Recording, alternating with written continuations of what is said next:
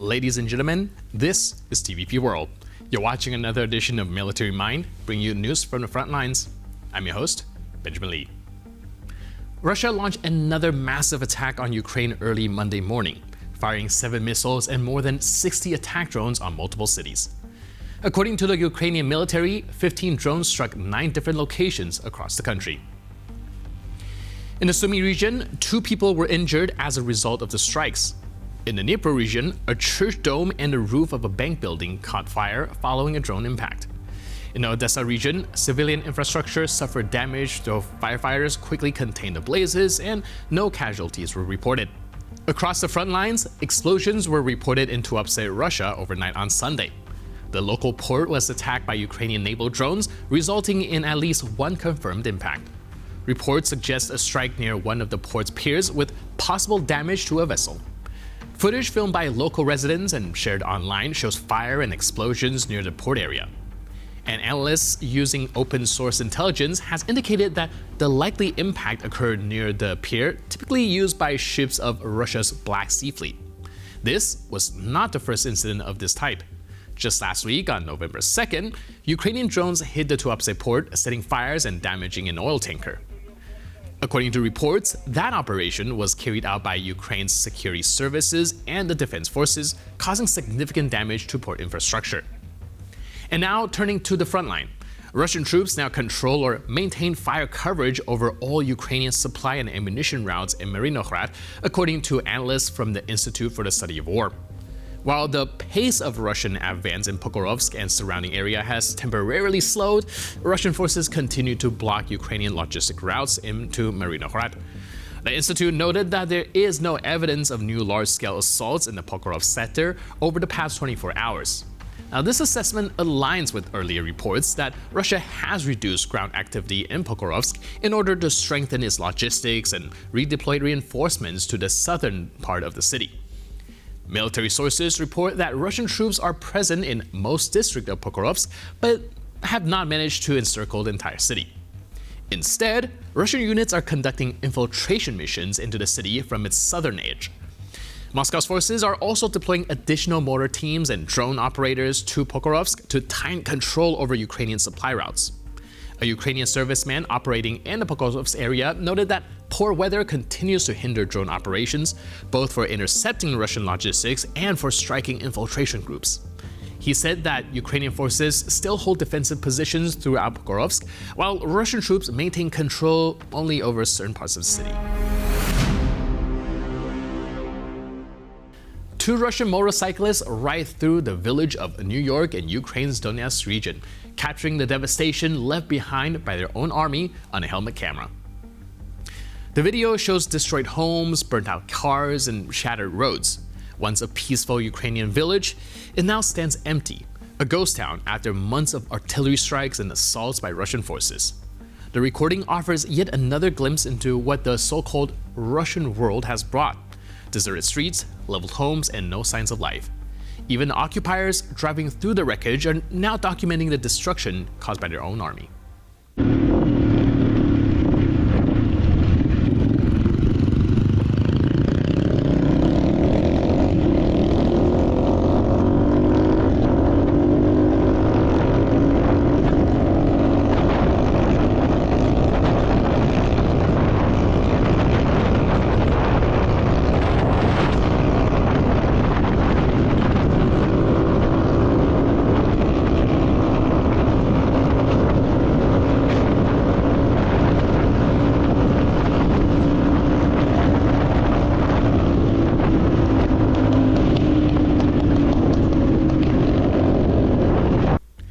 Near Konstantinivka in eastern Ukraine, a Russian drone struck a vehicle clearly marked as humanitarian transport. According to the outlet NTV, European journalists were inside the vehicle. The Austrian broadcaster ORF reported that its correspondent, Christian Verschutz, and a Spanish journalist working nearby miraculously survived. Apparently, they managed to jump out just seconds before the blast. Journalists risking their lives to reveal the truth about Russian aggression remain among the most vulnerable on the front lines. Ukraine is calling on international institutions to treat this latest attack as a war crime and to respond accordingly. Открывай, открывай быстро двери. Тикай! Ложись! Олег! Слава Богу, живой. Финиш. Прицельно,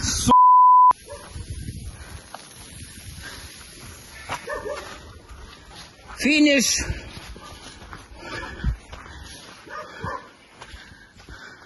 Ого! Ты смотри. Херня броня, иди покажу. Да я бачу. Знак аварийной остановки есть, чтобы там поставить, вдруг кто-то лететь будет. To close out today's episode, we bring you footage of Ukrainian soldiers eliminating a small group of Russian infantry that had slipped into their rear. While searching for the sabotage team, Ukrainian troops intercepted a signal on a captured Russian radio. Over the radio, the Russian commander reported, quote, "We've been infiltrated." That warning was a cue for immediate action. Realizing that their enemies was close, the Ukrainian soldiers took cover behind a combat vehicle turret, quickly dismounted, and engaged in close combat. Thanks to their coordinated and precise response, they successfully neutralized approximately 4 Russian soldiers.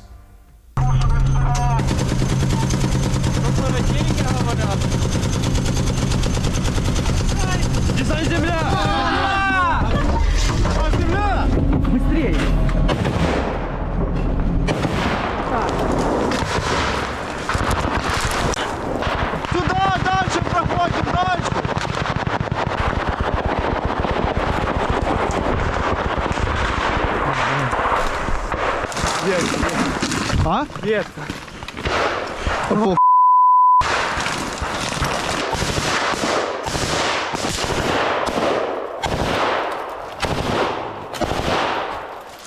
Давай просуваться потом.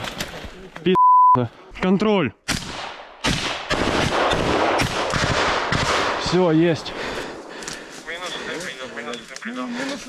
Минус один пи.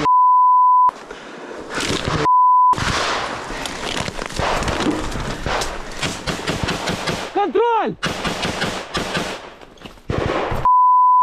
Нора вроде бы.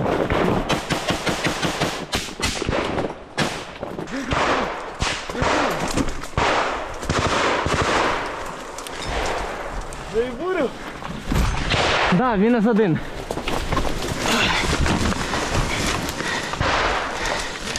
Де труба? Труба там?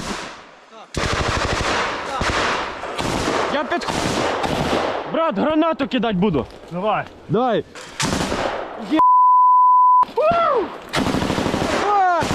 Проходь трошки.